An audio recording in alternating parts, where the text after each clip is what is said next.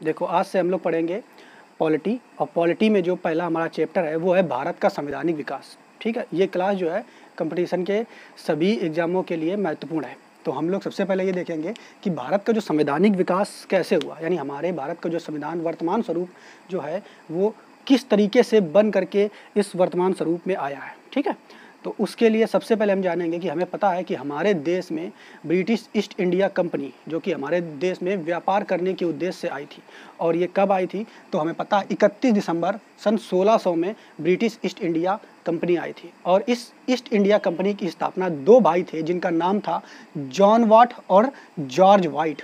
इन्होंने इस कंपनी की स्थापना की थी। ठीक है, तो इनका उद्देश्य क्या था कि भारत में आकर के ये व्यापार करेंगे, और खासकर जो मसाले का व्यापार था उस व्यापार के उद्देश्य से यहाँ पर आए थे। ठीक, और उस समय इन दोनों भाइयों ने जो ब्रिटिश ईस्ट इंडिया की स्थापना करने के बाद वहाँ की महारानी जो थी जिनका नाम था एलिजाबेथ, ठीक है, फर्स्ट, एलिजाबेथ फर्स्ट है ना, इनके द्वारा ये 15 साल का, ठीक है, चार्टर के द्वारा क्या अनुमति लेकर के आए थे। क्या अनुमति लेकर कि भैया हम भारत में जा रहे हैं और वहाँ जा करके हम क्या करेंगे तो व्यापार करेंगे। तो 15 साल के लिए व्यापार की अनुमति वहाँ की महारानी से लेकर के ये लोग आए थे, जॉन वाइट, ठीक है, और जॉर्ज वाइट और जॉन वाट, ठीक, दो भाई थे।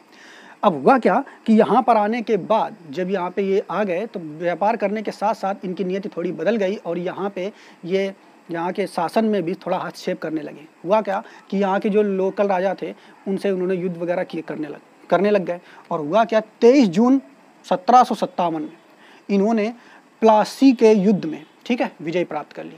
ठीक, 23 जून 1757, ये क्वेश्चन पूछा जाता है कि प्लासी का युद्ध कब लड़ा गया था, तो 23 जून 1757 में इन्होंने प्लासी का युद्ध लड़ा था। ठीक है, और इसमें जो युद्ध में पूछ लेते हैं कभी कभी कि इसमें किसके किसके विरुद्ध लड़ा गया था, तो ये युद्ध रॉबर्ट क्लाइव और एक थे सिराजुद्दौला, ठीक है, उन दोनों के बीच युद्ध लड़ा गया था। ठीक, तो 23 जून 1757 में ये युद्ध जीत गए थे प्लासी का। और इसके बाद बक्सर का युद्ध जो है ये 22 अक्टूबर 1664 में जो है ये लोग जीते थे। ठीक है, बक्सर का युद्ध कब जीते थे, 22 अक्टूबर 1664, और 23 जून 1757 में प्लासी का युद्ध ये लोग जीते थे। अब युद्ध ये जीत जाने के बाद ये क्या करने लग गए कि यहाँ भारत में ये व्यापार करने के अलावा इन्होंने इन जो भारत का व्यवस्था थी, ठीक है, उस व्यवस्था में भी इन्होंने हस्तक्षेप करना शुरू कर दिया, शासन व्यवस्था में भी हस्तक्षेप करना शुरू कर दिया। ठीक है, युद्ध जीतने के बाद फिर उसके बाद 1765 में इलाहाबाद की संधि हुई, और इस संधि में इन्होंने दैत शासन की शुरुआत कर दी। तो दैत शासन का शुरुआत का मतलब क्या था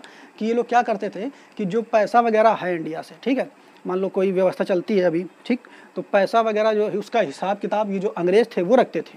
अब बाकी जो अन्य कार्य होते हैं वो वहाँ के लोकल राजाओं को दे दिया गया था कि पैसे का लेन देन हिसाब किताब हम रखेंगे, अब बाकी अन्य काम, यानी जैसे कि आप लोग समझ लो जैसे वर्तमान समय में सरकार है, तो सरकार क्या करती है, पैसे का लेन देन जो टैक्स वगैरह होता है रेवेन्यू भी सरकार लेती है, उसके अलावा रोड वगैरह है, ठीक है, जितने भी अच्छी चीज़ें जो किसी राज्य को चलाने के लिए जिन चीज़ों की आवश्यकता होती है उनको भी रेवेन्यू कर लेती है, तो उनके लिए काम भी करती है। बिजली व्यवस्था, सड़कें, पानी जो भी है ये सब सरकार भी करती है, और साथ ही रेवेन्यू अर्थात धन भी लेती है। लेकिन इन्होंने क्या किया, इन्होंने बंगाल में 1765 में दैत शासन की स्थापना कर दी।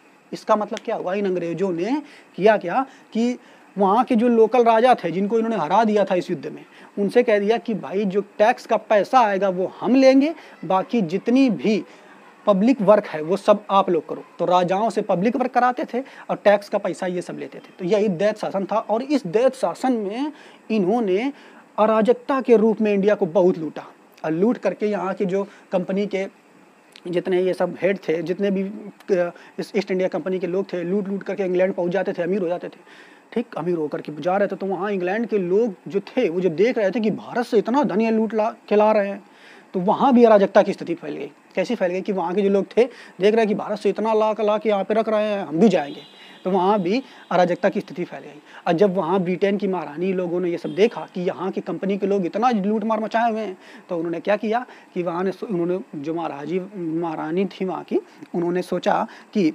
कंपनी में जो अपार धन ये लोग लूट करके ले जा रहे हैं, इस अराजकता की स्थिति को रोकने के लिए कुछ नियम बना जाए। ठीक है, नियम बनाए जाए कि इतनी ज़्यादा अराजकता ना फैले इंग्लैंड में भी। ठीक है, तो उसी के लिए क्या हुआ, इस कंपनी के संचालन के लिए कुछ नियम बना दिए गए। ठीक, और उन नियमों को हम क्या कहते हैं, एक्ट कहते हैं। ठीक, समझ पा रहे हो कि नहीं? तो सबसे पहले जो नियम बनाए गए थे वो यहीं से बनाए गए थे, ठीक है। तो हमें पहले पता होना चाहिए कि जो भारत का संवैधानिक विकास में कौन कौन से एक्ट शुरू में आए थे, ठीक। तो उनको हम देखो दो तरीके से बांटेंगे। सबसे पहले जब ईस्ट इंडिया कंपनी शासन कर रही थी, ठीक, तो उस समय कौन कौन से एक्ट आए थे वो हमें देखना है। अर्थात ईस्ट इंडिया कंपनी के द्वारा 1773 से लेकर के 1857, ये याद रखना है आपको, 1773 से लेकर के 1857। 1857 क्यों कहा गया है? क्योंकि 1857 में ही जो झांसी की रानी द्वारा युद्ध लड़ा गया था, ठीक है। तो उस समय वहाँ तक जो कंपनी का शासन था वो कंपनी के हाथ में था, यानी नियम यही कंपनी के लोग ही बना रहे थे। जबकि उसके बाद 1857 यानी 1858 के बाद जो शासन था वो ब्रिटिश की क्राउन यानी ब्रिटिश के महारानी जो थी उन्होंने नियम बनाना शुरू कर दिए। तो पहले ये जो हम पढ़ेंगे, ठीक, 1857 की क्रांति के पहले वाले जो नियम हैं उनको हम देखेंगे कौन कौन से एक्ट आए थे, और ये एक्ट बहुत महत्वपूर्ण है, ठीक। तो वो एक्ट देखेंगे। उसके बाद 1857 के बाद जब क्राउन के हाथों में चला गया शासन, तो उसके बाद कौन कौन से एक्ट आए थे, नियम आए थे, इनको भी हमें पढ़ना है। और यहाँ से यहाँ तक जब लास्ट तक हम आएंगे तब हम देखेंगे कि हमारे देश का संविधान का विकास किस तरीके से हो रहा है। तो पहले हमें इनको पढ़ना है, फिर इनको पढ़ना। अब देखो हमें इनको याद कैसे करना, तो याद करना बिल्कुल आसान है, धीरे धीरे खंड करके याद करेंगे हम लोग। तो पहले हम क्या करेंगे, ईस्ट इंडिया कंपनी के द्वारा 1773 से 1857 के बीच जो एक्ट आए थे, ठीक है, उनको हम देखेंगे। और एक चीज़ और याद रखेंगे कि 1773 से 1857 के बीच जो ब्रिटिश कंपनी के द्वारा, ठीक है, ईस्ट इंडिया कंपनी जो है उसके द्वारा जो नियम बनाए गए थे उनको हम एक्ट कहते हैं। जबकि जब क्राउन के हाथों में शासन चला गया था, ठीक, तब वो जो नियम बना रहे थे उनको हम अधिनियम कहते हैं। तो ये भी आप याद रखोगे, ठीक है। तो एक्ट कौन कौन से हैं इसको देखते हैं। तो सबसे पहला जो एक्ट था ये 1773 में आया था, इसको कहते हैं रेगुलेटिंग एक्ट। पहला एक्ट क्या था? रेगुलेटिंग एक्ट, ठीक। उसके बाद दूसरा एक्ट जो है वो आया था 1784 में, इसका नाम है पिट्स इंडिया एक्ट। तो पहला है रेगुलेटिंग एक्ट 1773 में आया है। उसके बाद दूसरा कौन सा है? पिट्स इंडिया एक्ट 1784 में आया था, ठीक है। इसके बाद 1784 के कुछ ही दिन बाद यानी 2 साल बाद 1786 में एक विशेष अधिनियम आया। इसका ज़्यादा महत्वपूर्ण ये नहीं है क्योंकि इसी में सुधार करने के लिए आया था, 2 साल बाद ही आ गया था। तो सबसे पहला, इसके बाद 1786 का विशेष अधिनियम। तो ये 3 हमें याद कर लेना है बिल्कुल ऐसे, ठीक। कौन कौन से पहले? तो पहला रेगुलेटिंग एक्ट 1773, उसके बाद पिट्स इंडिया एक्ट 1784, उसके बाद 1786 का विशेष अधिनियम या एक्ट, ठीक है। 3 हमें याद कर लेने यहाँ पे, 1773, 1784 और 1786, 3 याद हो गए। अब उसके बाद क्या देखेंगे, यहाँ से ये याद करना बिल्कुल आसान है। इनमें सब में लिखा हुआ है charter act, charter act, charter act, charter act, बस सन याद करना है। तो देखो यहाँ से देखेंगे 1773 में अगर हम 20 साल जोड़ दें प्लस 20 कर दें तो 1773 में 20 जोड़ेंगे तो कितना आएगा? 1793। तो देखो 1773 के बाद 20 साल बाद एक एक्ट आया था 1793 का, तो ये हो गया 1793 का चार्टर एक्ट। उसके बाद फिर 20 साल और जोड़ो, इसमें 20 और जोड़ दो, 20 साल। तो 20 साल बाद फिर एक एक्ट आया जिसका फिर नाम था चार्टर एक्ट 1813, ठीक है। तो याद हो जाएगा 1793 के बाद 1813 का चार्टर एक्ट, फिर 1813 के बाद फिर 20 साल जोड़ो, यानी 20-20 साल करके आ रहे थे, ठीक। 20-20 साल के बाद आ रहा था। तो 20 साल बाद फिर एक एक्ट आया जिसका नाम था चार्टर एक्ट 1833। फिर उसके बाद 20 साल बाद फिर एक और आया, इसका नाम क्या था? Charter act 1853। तो 1853 में चार्टर एक्ट आया था और 1857 में आपको पता है क्रांति हो गई थी, ठीक है। तो यहाँ तक के तुम्हें याद हो गए बिल्कुल। तो सबसे पहला इधर वाला याद करेंगे, क्राउन वाला। सबसे पहला रेगुलेटिंग एक्ट 1773, उसके बाद पिट्स इंडिया एक्ट 1784, उसके बाद 1786 का विशेष अधिनियम। 3 एक साथ याद हो गए। अब रेगुलेटिंग एक्ट कब आया था? 1773। तो 1773 में 20 जोड़ दो, 1773 में 20 जोड़ेंगे तो 73 में 20 जोड़ेंगे कितना आ जाएगा? 93, ठीक है। तो 1793 में चार्टर एक्ट आया था, फिर 1793 में फिर 20 जोड़ो तो कितना आ जाएगा? 1813। तो दूसरा फिर चार्टर एक्ट 1813 में आ गया, फिर 20 और जोड़ो 1813 में तो 1833 का चार्टर एक्ट, फिर 20 जोड़ो तो 1853 का चार्टर एक्ट। तो ये तो आपको याद हो गए होंगे जितने आपके एक्ट हैं, ठीक है, क्लियर। अब हम यहाँ पे देखेंगे ब्रिटिश क्राउन के द्वारा, ठीक है। तो ब्रिटिश क्राउन के द्वारा 1858 से 1947 यानी जब तक हमारा भारत आज़ाद हुआ था तब तक के बीच जो अधिनियम बने थे उनको देख लेते हैं कौन कौन से अधिनियम हैं और कुछ विशेष वो हैं समझौते, उनको भी देख लेते हैं। ठीक है, तो इनको याद करते हैं, कैसे समझते हैं देखो। इसमें देखो याद करने के लिए सबसे पहले हमें ये 6 याद करने होंगे। ठीक है, 1935 तक। 1935 के बाद यहाँ से हमारा संविधान का विकास के लिए संविधान सभा का गठन होने के लिए कई विचार विमर्श किए गए थे, तो वो बाद में हम याद करेंगे। तो इतने पहले हम याद करना है, बाद में ये याद कर लेंगे। ठीक है, ये तो याद ही हो गया। तो सबसे पहले देखेंगे ब्रिटिश क्राउन के द्वारा, यानी ब्रिटिश क्राउन मतलब ब्रिटिश की महारानी के द्वारा ये अधिनियम बनाए गए थे। ठीक, तो यहाँ तक समझ में आ गया होगा। 1753 तक आया था और 1757 में क्रांति हो गई थी, तो 58 का अधिनियम। तो पहला जो था ब्रिटिश क्राउन के द्वारा अधिनियम कब आया, हमें याद होना चाहिए। 1757 में क्रांति हो गई थी, तो 1857 में क्रांति हुई थी, तो 1858 में पहला भारत शासन अधिनियम आया। तो पहला भारत शासन अधिनियम कब आया, 1858 में। ठीक, उसके बाद दूसरा भारत शासन अधिनियम कब आया, तो 1861। पहला देखो, पहला कब आया, 1858। अब ये दूसरा भारत शासन अधिनियम कब आया, 1861। कितने साल बाद अगर देखा जाए तो 3 साल बाद।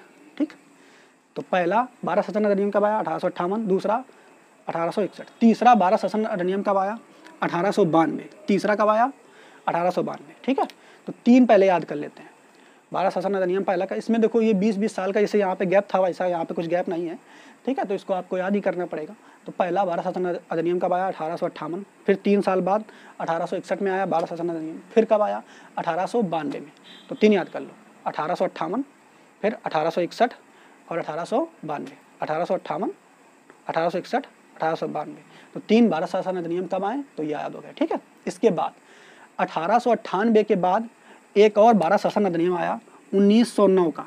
ठीक है, 1892 के बाद जो एक और भारत शासन अधिनियम आया उसका 1909 में आया। ठीक है, तो इन 3 को पहले याद कर लो, फिर इनको 3 को बाद में याद करेंगे। ठीक, खंड खंड करके हमें याद करना है। ठीक है, तो देखेंगे 1909 में जो भारत शासन अधिनियम आया उसका नाम एक और था, मार्ले मिंटो सुधार अधिनियम। ठीक है, तो ये भी आपको नाम याद रखना है। क्या हमने बताया, भारत शासन अधिनियम 1919 वाले को मार्ले मिंटो सुधार अधिनियम भी कहते हैं। ठीक है, फिर उसके बाद 1909 है, 1909 के 10 साल बाद 1919 में एक और आया, तो 1909 फिर 1919। तो भारत शासन अधिनियम 1909 में एक आया, फिर एक 1919 में आया।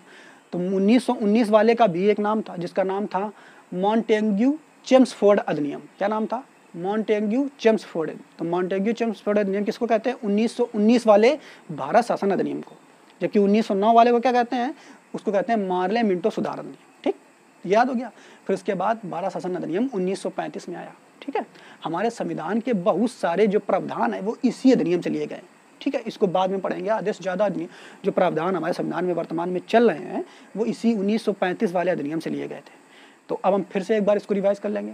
तो सबसे पहला भारत शासन अधिनियम कब आया, 1958 में। दूसरा कब आया, 1961 में। तीसरा कब आया, तीसरा आया 1858 में, दूसरा 1861 में, तीसरा 1892 में। ठीक है, 3 याद हो गए। अब इसके बाद इधर से 3 चलेंगे, तो उसमें कब आया, तो इधर देखेंगे भारत शासन अधिनियम 1909।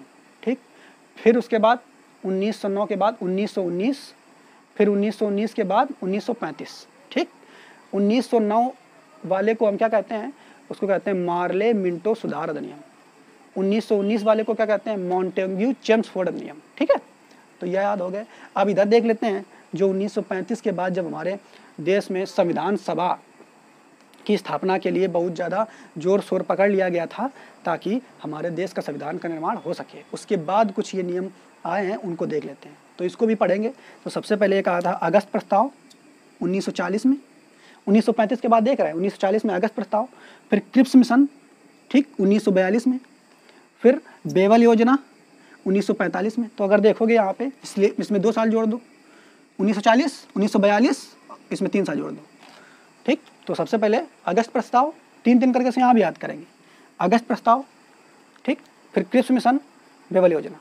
अगस्त प्रस्ताव, क्रिप्स मिशन, बेवल योजना कब आई थी भैया, अगस्त प्रस्ताव 1940, क्रिप्स मिशन 1942, बेवल योजना 1945। ठीक, 3 याद हो गए। अब इधर देख लेंगे शिमला समझौता, ये कब आया था, 1945 में।